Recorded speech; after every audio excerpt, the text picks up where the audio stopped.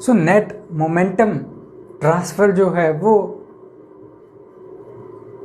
कितना होगा, इसके लिए हमें दो क्वांटिटीज़ की ज़रूरत पड़ती है। फर्स्ट आता है कि जो प्लेन है हमने कैसे बनाया था प्लेन, ये देखिए हमने कुछ इस तरीके से बनाया था प्लेन। ये अज्यूम कीजिए एक्स बार प्लेन है, ओके। कुछ इस तरीके से आपका इसके ऊपर एक प्लेन होगा। ये जो प्लेन्स हैं ये रिप्रेजेंट करते हैं आपके जो डिफरेंट वेलोसिटी है जिससे आपका लेयर जो मूव करता है उसको रिप्रेजेंट कर रहा है। यहाँ पर आपका v plus D V velocity होगा, यहाँ v माइनस डी वी होगा, यहाँ आपका v वेलोसिटी होगा, और इन दोनों के बीच में सेपरेशन हमने h लेके चला था। हमने कुछ इस तरीके से किया था। सो हमें पहली चीज़ क्या ज़रूरत थी कि जो पार्टिकल्स यहाँ से यहाँ या यहाँ से यहाँ मूव करते हैं जिसकी वजह से नेट मोमेंटम आपका ट्रांसफ़र होता है जो होता है डेल्टा p, वो हमें क्या करना है, फाइंड आउट करना है। उसके लिए हमें नंबर ऑफ पार्टिकल चाहिए, ठीक है, नंबर ऑफ पार्टिकल। सेकंड हमको क्या चाहिए, उस पार्टिकल का पोजीशन चाहिए। सपोज यहाँ उसका पोजीशन था, यहाँ उसने लास्ट अपना एक तरीके से कोलिजन किया था, तो ये हमें डिस्टेंस चाहिए, ओके। ये सपोज हमारी अज्यूम कीजिए ये डेल्टा आ जाती है अज्यूम। देन हम इस पार्ट का जो वेलोसिटी है ये इस डायरेक्शन में ही मूव करेगा बिकॉज जो फ्लूइड है वो आपका इस डायरेक्शन में ही मूव कर रहा है, टोटल का टोटल, ओके। सो इसका वेलोसिटी हम कैसे फाइंड आउट करेंगे, तो हमें पता है कि वेलोसिटी ग्रेडियंट अगर हमें पता है, suppose delta U divided by delta x जो है वो आपका ग्रेडियंट है ऊपर की डायरेक्शन में प्लस वाई डायरेक्शन में, ओके। वाई डायरेक्शन है पॉजिटिव, ये आपका ग्रेडियंट है। देन जो आपका ये जो डेल्टा यहाँ से जो वेलोसिटी है आपका, नंबर 2 अपने को क्या चाहिए था, पोजीशन, ओके। और यहाँ से जो वेलोसिटी होगा पार्टिकल का, सपोज v डेल्टा उसका अगर वेलोसिटी है वो इज इक्वल टू किसके हो जाएगा। अब यहाँ से देखिए ये डेरिवेटिव है, यहाँ पर अगर आप यूनिट्स से चेक करो ये velocity divided by distance into distance का मल्टीप्लाई करूँगा वेलोसिटी मिलेगी मेरे को। सो यहाँ से जो वेलोसिटी है del U divided by del X into delta multiply करके आप जो वेलोसिटी है वो फाइंड आउट कर सकते हो इस कंपोनेंट का, ओके। और इस पार्टिकल का मोमेंटम भी पता लगा सकते हो, ओके। यहाँ मोमेंटम आपका m इंटू वी होगा और यहाँ आपका वेलोसिटी के हिसाब से मोमेंटम होगा, यहाँ पर वेलोसिटी v है, ओके। सो इस तरीके से मोमेंटम अपन चेंज निकाल सकते हैं। बट सबसे पहली बात आती है हमें नंबर ऑफ पार्टिकल की तो ज़रूरत पड़ेगी। सो सबसे पहले ये जो क्वांटिटी है नंबर ऑफ पार्टिकल, इसको हम एक तरीके से चेक करेंगे कि ये कितना आता है, नंबर ऑफ पार्टिकल्स, ओके। इसके लिए हम क्या करते हैं, अब हमने ये 2D के अंदर बनाया था, ओके। हम 1D में बनाने की कोशिश करते हैं कुछ इस तरीके से कि अज्यूम कीजिए कुछ इस तरीके से हमारा ये जो सरफेस है x का, अगर मैं इसको x प्राइम x कुछ इस तरीके से प्लेन को लगता हूँ, कुछ इस तरीके से ये हमारा प्लेन है इस एक्सेस में अंदर की तरफ, ओके। और हम अज्यूम करते हैं कि यहाँ पर हमारा जो एरिया है इस प्लेट का, यहाँ पर ये DA होगा, ओके, कोई प्रॉब्लम नहीं है इसमें। हम अज्यूम करते हैं कि जो पार्टिकल्स होंगे इससे किसी भी डायरेक्शन में, यहाँ पर हम अज्यूम करते हैं कि एक स्मॉल वेलोसिटी कंपोनेंट लेके चलते हैं dv, ओके। स्मॉल वेलोसिटी हमने एक स्मॉल वॉल्यूम एलिमेंट हमने यहाँ पर लिया है किसी सेक्शन में, ओके। हम अज्यूम करते हैं कि n जो है वो आपका नंबर डेंसिटी है कि कितने आपके नंबर ऑफ पार्टिकल होंगे पर unit area, okay, per unit volume per unit volume होता है, ओके। और ये यहाँ पर इस वॉल्यूम को अगर हम रिप्रेजेंट करें तो कुछ इस तरीके से, ओके।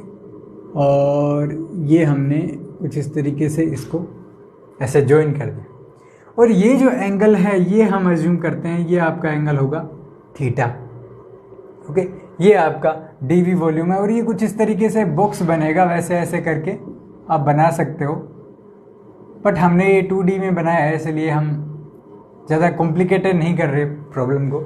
ये एरिया है, इसको एक लाइन से रिप्रेजेंट किया तो वॉल्यूम को हम एक प्लेन से रिप्रेजेंट कर रहे हैं। ओके, सो ये आपका एंगल हो गया थीटा। अब यहाँ पर देखिए, नंबर डेंसिटी है हमारे पास, वॉल्यूम है हमारे पास, हम क्या number of particle find out कर सकते हैं कितने होंगे डीवी वॉल्यूम में। Okay, so number of particle in this DV volume, DV volume में देखिए कितने हो, n इंटू डी आपके इस वॉल्यूम में हो जाएंगे। ओके, अगर हम कोलिजन फाइंड आउट करना चाहें कि कितनी आपकी नंबर ऑफ कोलिजन होगी, देन हमें एक क्वांटिटी पता है कोलिजन फ्रीक्वेंसी। कोलिजन फ्रीक्वेंसी बताता है कि नंबर ऑफ आपका कोलिजन कितना है पर यूनिट टाइम। ओके, सपोज हम ऑब्जर्वेशन डेल्टा टी टाइम तक लेके चलते हैं। Okay, then number of collision कितना हो जाएगा। अब यहाँ पे देखिए, नंबर ऑफ कोलिजन हमें फाइंड आउट करनी है, पीसी इंटू टाइम करेंगे। ओके, ये तो आपका आ जाता है सिंगल पार्टिकल के लिए, बट पार्टिकल हमारे पास एन डीवी हैं। इट मीन्स जो number of collision in DV in dt time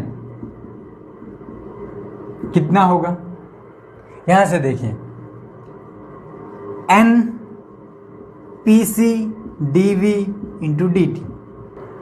अब देखिए हमारे पास नंबर ऑफ कोलिजन आ गया, dv जो वॉल्यूम है उसके अंदर इतना है। ओके, बट क्या हम नंबर ऑफ पार्टिकल से डायरेक्ट नंबर ऑफ कोलिजन निकाल सकते हैं? सो देखिए, एक कोलिजन करने में कितने पार्टिकल्स एक तरीके से यूज होने वाले हैं। नॉर्मली अगर हम कंसिडर करें कि सिंगल कोलिजन अगर ओकर होती है, देन 2 पार्टिकल की हमें जरूरत पड़ती है कोलिजन में। ओके, सो 2 पार्टिकल हैं एक कोलिजन में। Okay, then number of collision अगर मुझे फाइंड आउट करनी है, देन मुझे नंबर ऑफ पार्टिकल ये जो है इसके फैक्टर के अंदर मुझे 1/2 का मल्टीप्लाई करना पड़ेगा। यही तो होता है, ये मेरी नंबर ऑफ कोलिजन आ जाती है। अब देखिए, हमने ओनली कंसिडर किया है इस सिस्टम में। ओके, हमारा जो थीटा है वो 0 to π/2 जाने वाला है। ओके, इट मीन्स मेरा हाफ पार्ट ही हुआ। ओके, इट मीन्स मेरा ये हिस्सा ही कवर हुआ अभी तक, ये बाकी है। ओके, इट मीन्स टोटल का अगर मैं चेक करूंगा, देन मेरे को क्या करना पड़ेगा, 2 से फिर मल्टीप्लाई करना पड़ेगा। अगर हम अप्रोक्सीमेशन लेके चल रहे हैं कि दोनों साइड आपका एक तरीके से सिमेट्री है सिस्टम का, देन ये आपका 1/2 से ये 2 कैंसिल हो जाता है। सो हमारे पास ऑल ओवर यही वैल्यू अपने पास मिलती है। ओके, बट देखिए आपका जो थीटा है वो आपका वेरी कर सकता है, कहाँ से कहाँ तक, 0 डिग्री से आप 0 डिग्री से π/2 तक वेरी कर सकता है। इट मीन्स हमें एवरेज निकालना पड़ेगा कि कितना एवरेज होगा total with respect to the solid angle. Solid angle देखिए कौन सा होगा, ये भी इंपॉर्टेंट आता है कि सॉलिड एंगल कौन सा होगा। सॉलिड एंगल जो है वो आपका ये होने वाला है, ये। ओके, ये सॉलिड एंगल होगा बिकॉज यहां पर एरिया आ रहा है। ओके, ये कुछ एरिया होगा, सपोज कुछ इस तरीके से एरिया है और यहां से ये कुछ एंगल बन रहा है, तो ये एक तरीके से सॉलिड एंगल बनता है। 3D के अंदर जो एंगल बनता है वो सॉलिड एंगल होता है। ओके, अब यहाँ पर देखिए, यहाँ पर ये सॉलिड एंगल बन गया, इसको हम डी ओमेगा से रिप्रेजेंट करते हैं। ओके, कुछ इस तरीके से सपोज ये कुछ इस तरीके से जाएगा अगर। ओके, देन ये जो एंगल बनता है, ये जो सॉलिड एंगल है, जो ठोस एंगल बनता है, ये सॉलिड जो बन गया एंगल, ये अपना होता है। ओके, ये नॉर्मली समझने के लिए था कि सॉलिड एंगल क्या है। ओके, अब सॉलिड एंगल का वैल्यू कितना होता है? सॉलिड एंगल का जो वैल्यू है वो नॉर्मली होता है कि आपका एरिया कितना है। Okay, along the direction of this R, suppose ये हमारी डिस्टेंस आर है। ओके, सो हमने क्या किया, इसकी डायरेक्शन में, सॉलिड एंगल की डायरेक्शन में कितना एरिया होगा, वो आपका एरिया डिवाइडेड बाय डिस्टेंस का स्क्वायर। ओके, जैसे हम क्या करते थे, जैसे सपोज ये हमारे पास कुछ ऐसे आता था कि अगर ये हमारे पास एंगल डी थीटा है और ये हमारे पास डी आर है, देन अपन क्या करते थे, D R divided by R is equal to D theta. ये तो करते थे कि जितना ये जो कर्व है इसका डिस्टेंस कितना है डिवाइडेड बाई आर, ये आपके इस एंगल के इक्वल हो जाता था। ये एंगल होता था रेडियन में। बट सॉलिड एंगल के केस में क्या होता है, अब सॉलिड एंगल बन गया, इट मीन्स वॉल्यूम आ गया। अब वॉल्यूम के केस में हमें एरिया लेना पड़ेगा, बिकॉज यहाँ पर आपका लाइन था, लाइन में हमने यहाँ पर कुछ नहीं, ये D R divided by R किया। बट सॉलिड में क्या होगा, हमें ऊपर की भी टर्म आपकी एरिया होनी चाहिए, नीचे की भी टर्म एरिया होनी चाहिए। इट मीन्स ये जो एंगल है ये आपका होगा एरिया डिवाइडेड बाई, अब आर स्क्वायर का भी यूनिट किसके टर्म में होता है, एरिया के टर्म में होता है। सो इट मीन्स ये नॉर्मली आपको समझने के लिए है कि कैसे होगा। ओके, सो यहाँ से जो ये जो सॉलिड एंगल है इसका वैल्यू क्या होगा, ये एक इंपॉर्टेंट पॉइंट आता है। ओके, सो ये जो सॉलिड एंगल है डी ओमेगा, इसका जो वैल्यू है वो देखिए कितना होगा। डी ए एरिया है, अगर हम आर के डायरेक्शन में कंपोनेंट लेते हैं तो हमें पता है किस डायरेक्शन में लेना पड़ेगा, ये डी ए का कंपोनेंट है, और ये अगर करेंगे तो ये कॉस ऑफ थीटा हो जाएगा, बिकॉज ये अगर डी ए का डायरेक्शन है, परपेंडिकुलर डायरेक्शन में एरिया का डायरेक्शन लेते हैं। ओके, सो इसका थीटा एंगल के साथ कंपोनेंट लेते हैं तो हमें क्या करना पड़ेगा, यहां पर डी ए का कोस कंपोनेंट लेना पड़ेगा। सो यहां पर आ जाता है D A cos of theta divided by, अब डिस्टेंस कितना है आर, सो इसका आर का स्क्वायर, ये हमारा सॉलिड एंगल आ जाता है। और हमें पता है किसी भी क्वांटिटी का अगर हम एवरेज लेते हैं related to the solid angle, then हम क्या करते हैं, सपोज एक्स बार अगर हमें निकालना है, देन हम क्या करेंगे, यहाँ पर डी ओमेगा डिवाइडेड बाई 4 पाई के रिस्पेक्ट में उस क्वांटिटी का हम एवरेज लेंगे, कुछ इस तरीके से इसको इंटीग्रल कर देंगे।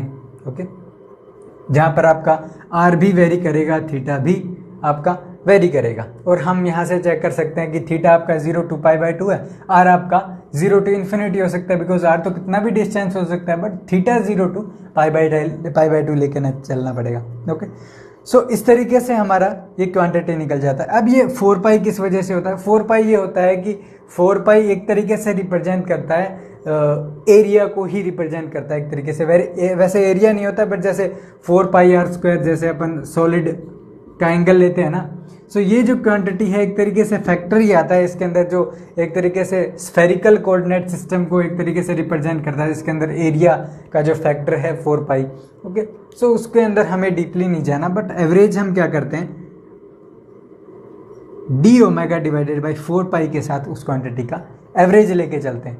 ओके, अब यहां से देखिए, अब अगर हम इस डी ए जो वैल्यू है, अगर इसको हम स्फेरिकल कोऑर्डिनेट सिस्टम में चेंज करना चाहें, ओके, सो हम क्या लिखेंगे, सो यहाँ से इसको हम रब करते हैं, बिकॉज इसका कोई काम नहीं है, हमें सिर्फ समझने के लिए था। Okay, so D A in spherical, फिर यहाँ एरिया नहीं है आपका, स्फेरिकल कोऑर्डिनेट में आपको वॉल्यूम चेंज करना होगा, सॉरी यहाँ पर एरिया नहीं, बिकॉज एरिया का क्या मतलब बनता है, स्फेरिकल में अपने को इसी का तो लेके चल रहे हैं टोटल, इस डी ए एरिया का तो कोई वैसे मतलब नहीं है, इसको तो एक्सटेंड नहीं करना है ना, वॉल्यूम को एक्सटेंड करना है। सो हमें डी वी का चाहिए, स्फेरिकल कोऑर्डिनेट में कितना वॉल्यूम होगा। ओके, इसका वैल्यू कितना होता है, इसका वैल्यू अगर आप डायरेक्ट चेक करोगे, देन इसका वैल्यू होता है 2 pi R square, okay, sine of theta D R D theta. अगर आपको ये भी समझना है कि आपका ये वॉल्यूम एलिमेंट ये आपका इतना ही क्यों आता है, ओके, वैसे नॉर्मली मैथमेटिक्स का पार्ट है, बट हम देखते हैं कि कैसे आएगा। ओके, सो सपोज कीजिए ये हमारा एक स्फेयर है, स्फेरिकल कोऑर्डिनेट सिस्टम लेके चल रहे हैं। ओके, ये हमारा एक्सिस है एक तरीके से, और यहाँ हम थीटा डिग्री पे कोई पॉइंट लेके चल रहे हैं। ओके, हमें एक वॉल्यूम चाहिए कुछ इस तरीके से, जैसे देखिए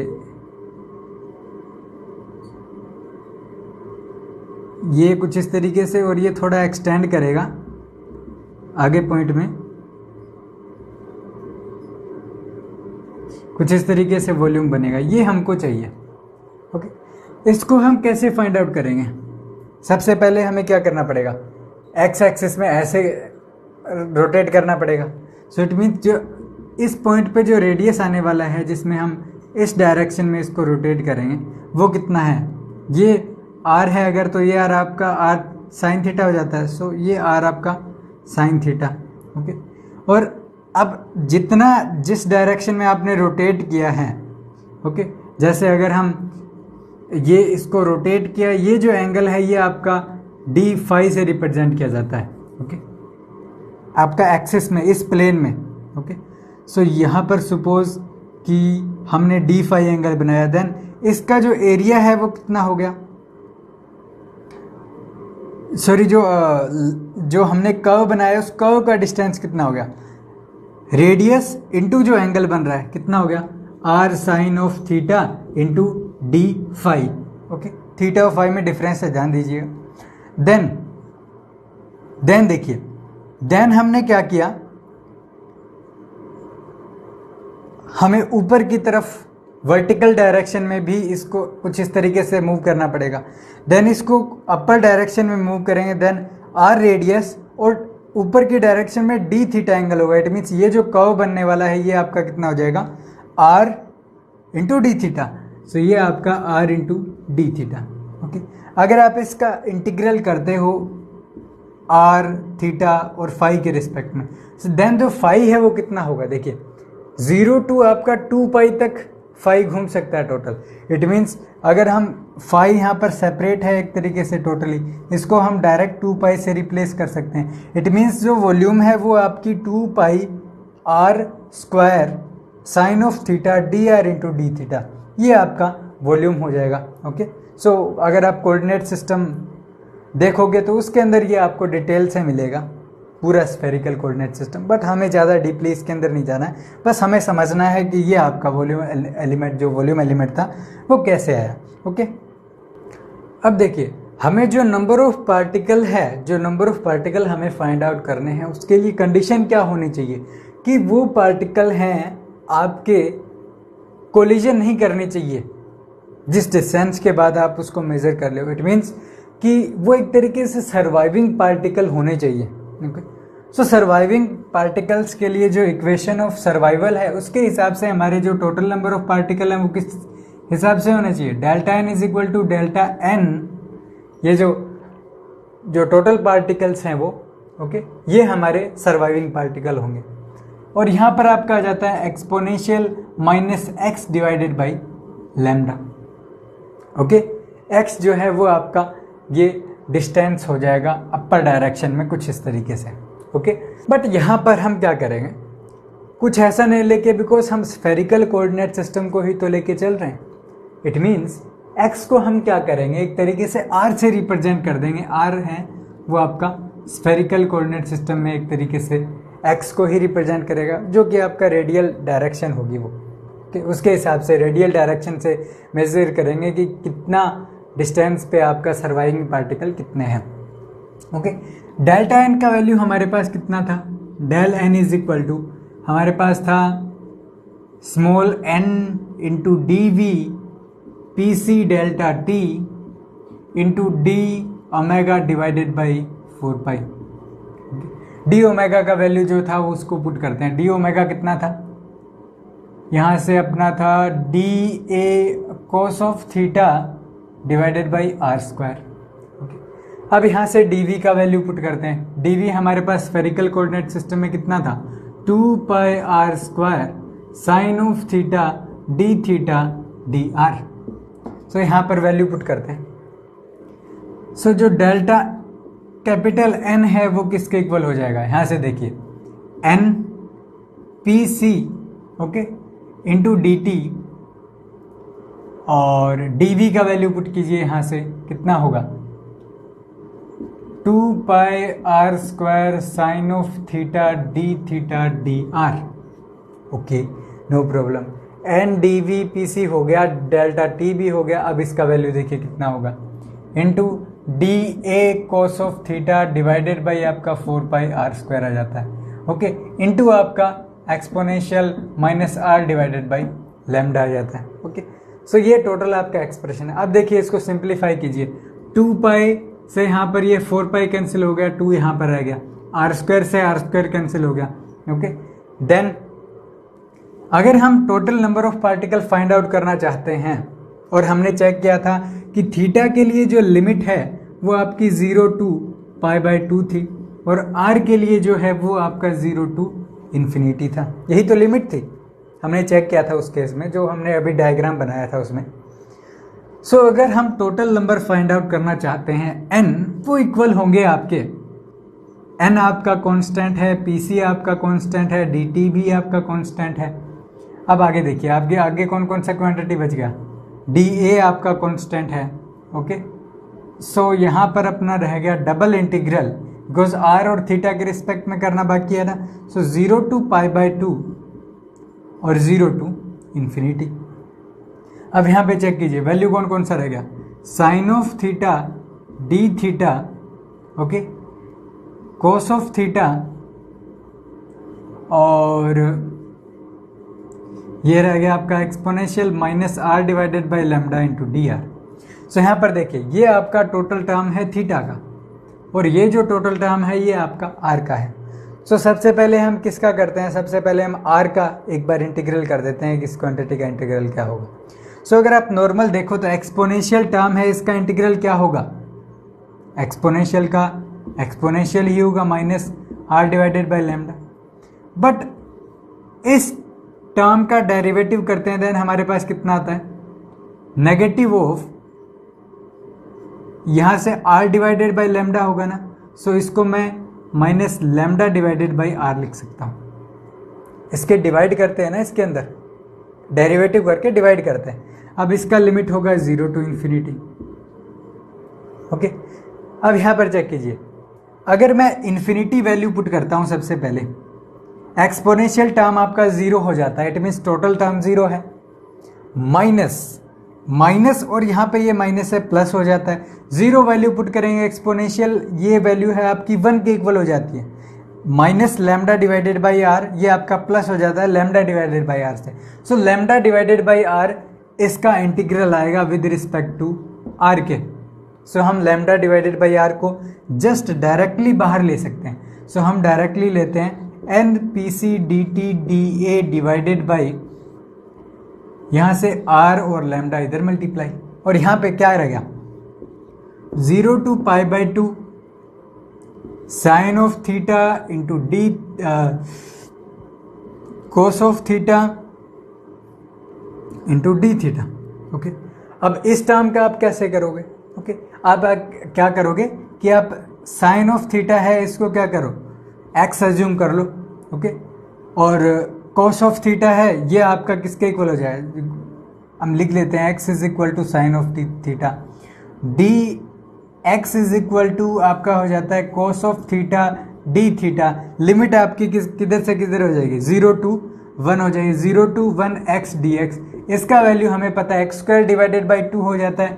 okay, x square divided by 2 में 0 टू 1 लिमिट रखेंगे देन 1/2 हमें मिलने वाला है। इट मीन्स इसका जो इंटीग्रल है वो आपका 1 डिवाइडेड बाई 2 हो गया। इट मीन्स ये जो n है वो इज इक्वल टू कितना हो गया, n p c d t d a lambda divided by 2r।